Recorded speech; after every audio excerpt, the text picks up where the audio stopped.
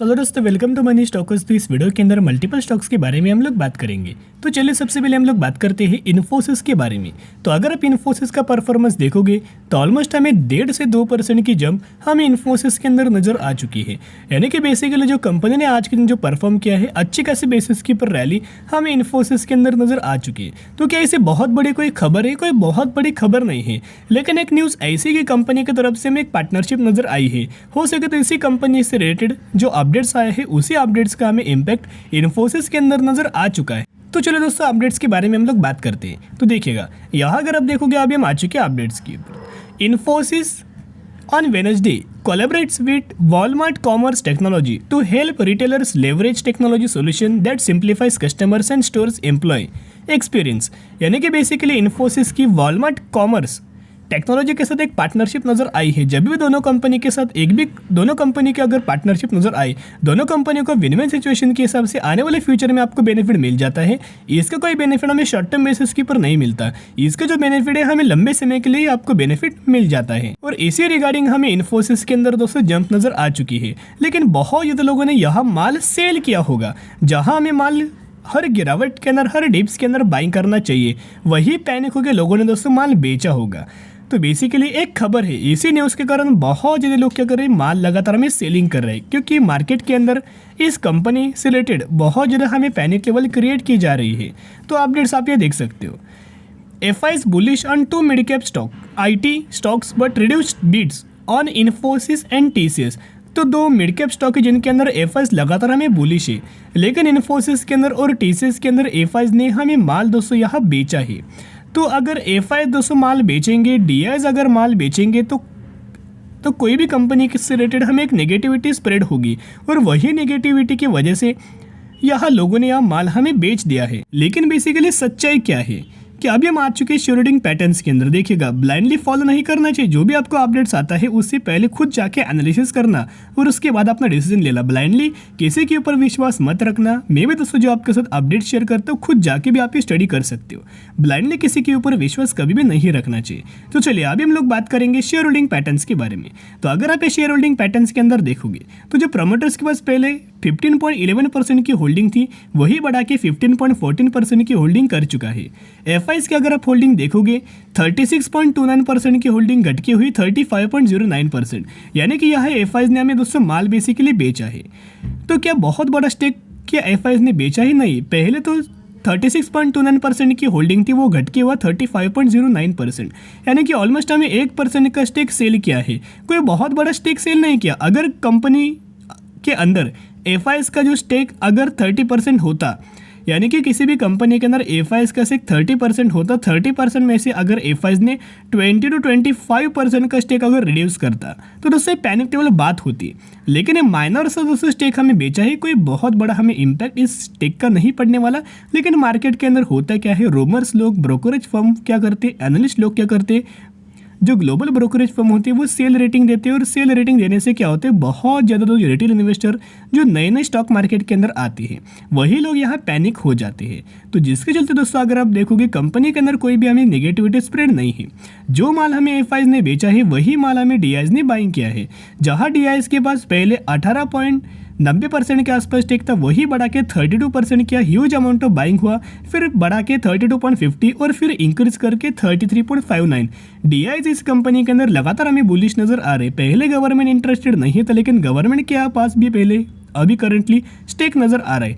In fact अगर आप देखोगे तो पब्लिक ने भी हमें इन्फोसिस के अंदर स्टेक बाइंग किया है। यानी कि सेलिंग सिर्फ और सिर्फ हमें FIs के द्वारा ही हो रही है। तो जिसके हिसाब से अगर आप देखोगे कोई बहुत बड़ा इंपैक्ट हमें कंपनी के अंदर पड़ने नहीं वाला। तो जो आपके मन में, जो आपके अंदर पैनिक है, उससे 100% आप एग्जिट कर सकते हो। कंपनी से एग्जिट मत करना, क्योंकि कंपनी अच्छी है। अगर कंपनी के अंदर गिरावट भी दोस्तों नजर आए, लेकिन आने वाले समय के अंदर इस कंपनी के अंदर भी रिकवर नजर आ जाएगी। सिर्फ इन्फोसिस के अंदर प्रॉब्लम है, बिल्कुल भी नहीं, पूरे सेक्टर के अंदर हमें प्रॉब्लम्स नजर आ रही है। तो चलिए एग्जाम्पल के तौर पे मैं आपके साथ पिछला पास्ट का डेटा शेयर करूंगा। इन्फोसिस का जो 2008 में जो हमें रिसेशन आया था, जो गिरावट हमें हुआ था, इन्फोसिस ऑलमोस्ट 53% की गिरावट हमें इन्फोसिस के अंदर नजर आ रही थी। लेकिन जिन लोगों ने 53% की गिरावट के अंदर दोस्तों होल्ड किया होगा, उन्हीं लोगों को अगले 1 से 2 सालों में ही 200% का रिटर्न ऑलमोस्ट हमें कंपनी ने शेयर होल्डर्स को बना के दिया हुआ है।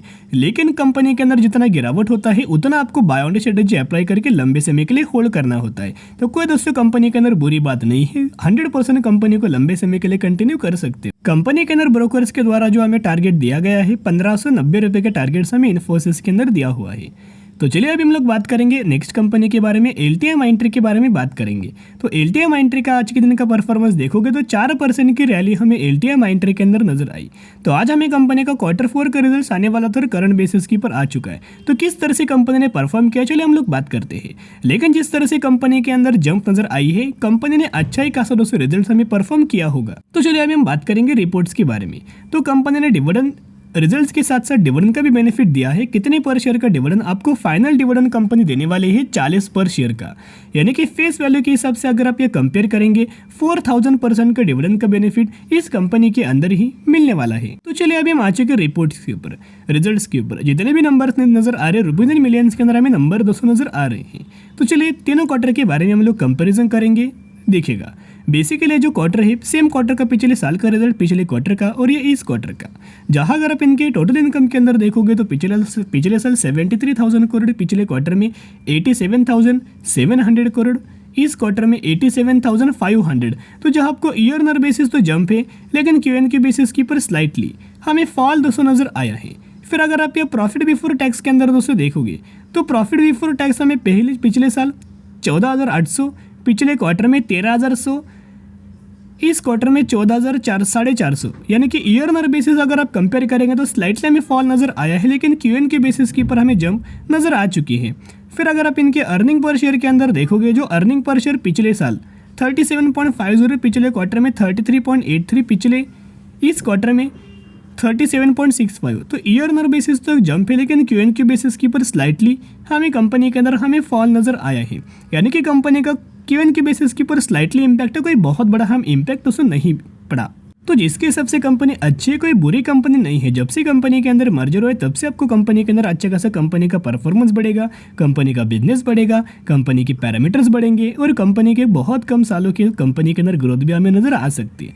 तो जिसके हिसाब से बाय ऑन स्ट्रेटेजी अप्लाई करके लंबे समय के लिए होल्ड करके चल सकते हो। तो चलो दोस्तों अभी हम लोग बात करेंगे एक कंपनी के अंदर हमें बोनस का आपको बेनिफिट मिलने वाला है। 2:3 रेशियो के अंदर बोनस का हमें बेनिफिट मिलने वाला है, यानी कि अगर आपके पास इस कंपनी के 3 शेयर होंगे तो 3 के बदले 2 आपको बोनस शेयर दिया जाएगा और यही एग्जीक्यूशन के बाद आपके पास हो जाएंगे 5 शेयर।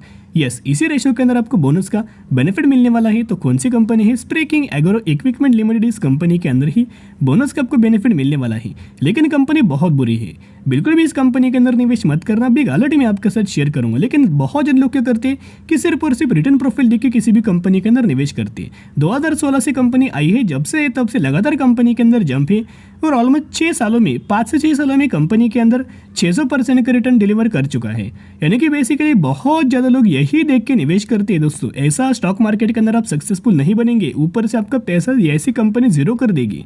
तो निवेश करने की जल्दबाजी मत करना। सबसे पहले कोई भी कंपनी के अंदर अगर आप निवेश करना चाहते हो, कंपनी का बिजनेस देखना, उसके बाद कंपनी के पैरामीटर्स देखना, बाद में क्या कंपनी आने वाले फ्यूचर में डिमांड क्या फुलफिल करने वाले हैं उसके बारे में स्टडी करना और उसके बाद आप डिसीजन ले सकते हो। तो इस कंपनी को स्किप करके भी चल सकते हो। तो चलिए दोस्तों आज के लिए इतना ही। अगर आपको वीडियो पसंद है जरूर वीडियो को लाइक और चैनल को सब्सक्राइब कर सकते हो।